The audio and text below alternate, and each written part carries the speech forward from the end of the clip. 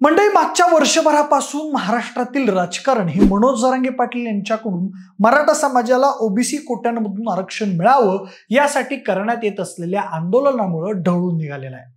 तसंच या आंदोलनाचा केंद्रबिंदू असलेलं अंतरवाली सराटी हे गाव मराठवाड्यात असल्यानं या भागात त्याचा मोठा प्रभाव दिसून येत आहे। नुकत्याच झालेल्या लोकसभा निवडणुकीत मराठवाड्यामध्ये मराठा आरक्षणाचा मोठा प्रभाव दिसून आला। तसेच आरक्षणावरून मराठा समाजामध्ये निर्माण झालेल्या प्रचंड असंतोषाचा फटका राज्यातील सत्ताधारी महायुती आणि विशेष करून भाजपाला बसला। मराठा आरक्षण आंदोलनाच्या पार्श्वभूमीवर झालेल्या लोकसभा निवडणुकीत भाजपाला मराठवाड्यात एकही जागा जिंकता आली नाही।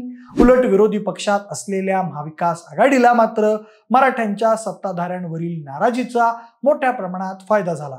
त्यामुळे आता विधानसभा निवडणुकीतही मराठा आरक्षण आंदोलनाचा किती प्रभाव पडणार याचा अंदाज राज्यातील सर्वच राजकीय पक्षांसह राजकीय अभ्यासक आणि विश्लेषक घेत आहेत। दरम्यान मनोज जरांगे पाटील यांच्या आरक्षण आंदोलनाचा केंद्रबिंदू असलेलं अंतरवाली सराटी गाव ज्या जिल्ह्यात येतं त्या जालना जिल्ह्यातही लोकसभा निवडणुकीत महायुतीची जबरदस्त पिछाड झाली होती। त्या पार्श्वभूमीवर जालना जिल्ह्यातील विधानसभा मतदारसंघामध्ये सध्या काय परिस्थिती आहे आणि येत्या विधानसभा निवडणुकीत काय चित्र असेल याचाच घेतलेला हा सविस्तर आढावा। नमस्कार, मी प्रथमेश आणि तुम्हाला तर माहिती आहे आपला विषय भारी। मंडळी, मराठवाड्याच्या राजकारणामध्ये जालना जिल्ह्याचं स्थान वैशिष्ट्यपूर्ण राहिलेलं आहे।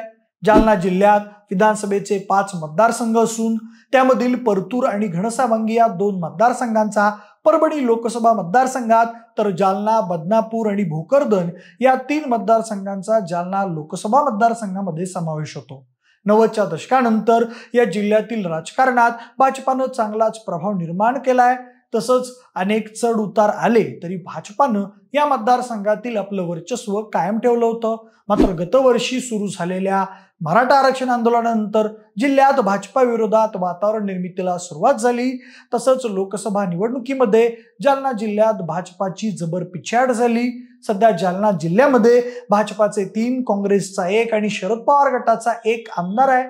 त्यात परतूरमध्ये भाजपाचे बबनराव लोणीकर हे आमदार आहेत, तर घनसावंगीमध्ये राष्ट्रवादी काँग्रेस शरद पवार गटाचे राजेश टोपे हे आमदार आहेत। जालन्यामध्ये काँग्रेसचे कैलास गोरंट्याल हे आमदार आहेत, तर बदनापूर या राखीव मतदारसंघात भाजपाचे नारायण कुटे हे आमदार आहेत। भोकरदनमध्ये भाजपाचे संतोष दानवे हे आमदार आहेत। आता या 5 मतदारसंघांचा सविस्तर आढावा घ्यायचा झाल्यास जालना जिल्ह्यातील पहिला मतदारसंघ असलेल्या परतूरमध्ये भाजपाचे बबनराव लोणीकर हे आमदार आहेत। लोणीकर हे या मतदारसंघातून मागच्या 5 निवडणुकांमध्ये 4 वेळा निवडून आलेले आहेत। 2019 मध्ये त्यांनी काँग्रेसच्या सुरेश कुमार जेठालिया यांचा 25,942 मतांनी पराभव केला होता। पक्षाच्या ज्येष्ठ नेत्यांपैकी एक असल्यानं बबनराव लोणीकर यांना भाजपाकडून पुन्हा एकदा संधी दिली जाण्याची शक्यता आहे। मात्र यंदाची निवडणूक लोणीकर यांच्यासाठी फार अवघड ठरण्याची शक्यता आहे। त्याचं कारण म्हणजे लोकसभा निवडणुकीत या मतदारसंघात महाविकास आघाडीने जोरदार मुसंडी मारली होती। येथे ठाकरे गटाचे उमेदवार संजय जाधव यांना जवळपास 25,000 मतांची आघाडी मिळाली होती। तसंच सध्या येथे मराठा आरक्षणाचा मोठ्या प्रमाणात प्रभाव असल्यानं बबनराव लोणीकर यांच्या विजयाची शक्यता सध्या तरी फार कमी आहे। दुसरीकडे महाविकास आघाडीकडून येथून कुणाला उमेदवारी दिली जाते हे पाहणं औत्सुक्याचं ठरणार आहे। तर मनोज जरांगे पाटील यांनी विधानसभेत उमेदवार द्यायचे ठरवल्यास त्या मतदारसंघात कुणाला संधी देतात यावर येथील अनेक समीकरणं ठरणार आहेत। पुढे जालना जिल्ह्यातील दुसरा मतदारसंघ आहे तो म्हणजे घनसावंगी। घनसावंगीमध्ये राष्ट्रवादी काँग्रेस शरद पवार गटाचे राजेश टोपे हे विद्यमान आमदार आहेत। राजेश टोपे हे या मतदारसंघातून सलग 3 वेळा विजयी झाले आहेत। 2019च्या निवडणुकीत टोपे यांना शिवसेनेच्या हिकमत उद्दान यांनी कडवी टक्कर दिली होती। त्यामुळे राजेश टोपे यांना केवळ 3,409 मतांनी विजय मिळवता आला होता। दरम्यान यावेळी मात्र परिस्थिती बदललेली आहे। मराठा आरक्षण आंदोलनामध्ये राजेश टोपे यांनी जरांगे पाटील यांना सहकार्य केल्याचा आरोप भाजपाकडून करण्यात आला होता। तर नुकत्याच झालेल्या लोकसभा निवडणुकीत या मतदारसंघातून महाविकास आघाडीचे उमेदवार संजय जाधव यांना तब्बल 30,000 मतांची आघाडी मिळाली होती। त्यामुळं सद्यस्थितीत तिथं महाविकास आघाडी भक्कम स्थितीत दिसत आहे। तसेच राजेश टोपे हे येथून सहज विजयी होतील अशी परिस्थिती आहे। त्यानंतर जालना जिल्ह्यातील 3रा विधानसभा मतदारसंघ आहे तो म्हणजे जालना। हा मतदारसंघ जालना लोकसभा मतदारसंघात येतो। जालना विधानसभा मतदारसंघामध्ये काँग्रेसचे कैलास गोरंट्याल हे विद्यमान आमदार आहेत। कैलास गोरंट्याल यांनी 2019च्या विधानसभा निवडणुकीत शिवसेनेच्या अर्जुन खोतकर यांचा 25,338 मतांनी पराभव केला होता। तर नुकत्याच झालेल्या लोकसभा निवडणुकीत जालन्यामधून काँग्रेसचे उमेदवार कल्याण काळे यांना रावसाहेब दानवे यांच्यावर जवळपास 10,000 मतांची आघाडी मिळाली होती। सध्याची परिस्थिती पाहता जालन्यामधून कैलास गोरंट्याल यांना काँग्रेसकडून पुन्हा एकदा संधी मिळू शकते, तर महायुतीमध्ये या जागेवर शिंदे गट दावा करण्याची शक्यता आहे। ही जागा शिंदे गटाला मिळाल्यास अर्जुन खोतकर हे उमेदवार असू शकतात, मात्र सध्याच्या वातावरणात त्यांच्यासाठी विजय मिळवणं फार कठीण राहण्याची शक्यता आहे। त्यात या मतदारसंघात मनोज जरांगे पाटील हे काय भूमिका घेतात यावरही बरीच गणितं अवलंबून असतील। पुढे जालना जिल्ह्यामधील चौथा मतदारसंघ आहे, तो म्हणजे बदनापूर। अनुसूचित जातींसाठी राखीव असलेल्या या मतदारसंघात भाजपाचे नारायण कुचे हे विद्यमान आमदार आहेत। नारायण कुचे यांनी मागच्या 2 निवडणुकात या मतदारसंघातून विजय मिळवलेला आहे। 2019च्या निवडणुकीत नारायण कुचे यांनी राष्ट्रवादी काँग्रेसच्या रूपकुमार चौधरी यांचा 18,612 मतांनी पराभव केला होता। सद्यस्थितीत भाजपाकडून त्यांनाच पुन्हा एकदा संधी मिळू शकते, तर महाविकास आघाडी इथून कुणाला मैदानात उतरवते हे पाहणं औत्सुक्याचं असेल।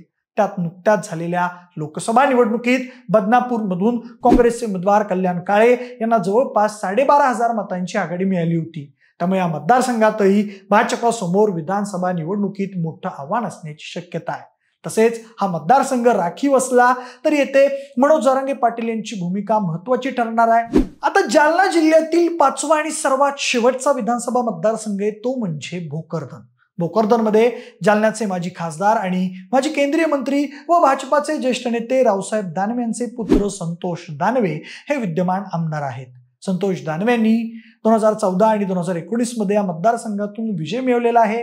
2019 मध्ये संतोष दानवे यांनी राष्ट्रवादी काँग्रेसच्या चंद्रकांत दानवे यांचा तब्बल 32,490 मतांनी पराभव केला होता। मात्र यावेळी या मतदारसंघातील चित्र बदललेलं आहे।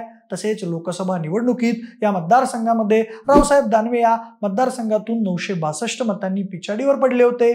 सद्यस्थितीत भोकरदनमधून संतोष दानवे यांनाच पुन्हा संधी मिळण्याची शक्यता आहे, मात्र त्यांना महाविकास आघाडीकडून कडवी टक्कर मिळण्याची शक्यता आहे। तसेच येथे मनोज जरांगे पाटील दानवेंविरोधात काय भूमिका घेतात यावर बरीचशी समीकरणं अवलंबून असतील। एकंदरीत रावसाहेब दानवेंसाठी ही लढत प्रतिष्ठेची आणि तितकीच अवघड ठरण्याची शक्यता आहे। एकंदरीत परिस्थिती पाहता मराठा आरक्षण आंदोलनामुळे जालना जिल्ह्यामध्ये यावेळी भाजपा आणि महायुतीला मोठा धक्का बसण्याची शक्यता आहे। तसेच आता सत्ताधाऱ्यांविरोधातील या वातावरणाचा फायदा घेण्यासाठी मनोज जरांगे पाटील हे स्वतःचे उमेदवार उभे करतात की त्यांची भूमिका महाविकास आघाडीसाठी अनुकूल ठरते हे पाहणं औत्सुक्याचं ठरणार आहे। सद्यस्थितीत जालना जिल्ह्यामध्ये मतदारांचा कौल कसा राहू शकतो याबाबत तुम्हाला काय वाटतंय तुम्ही आम्हाला कमेंटच्या माध्यमातून नक्की कळवा।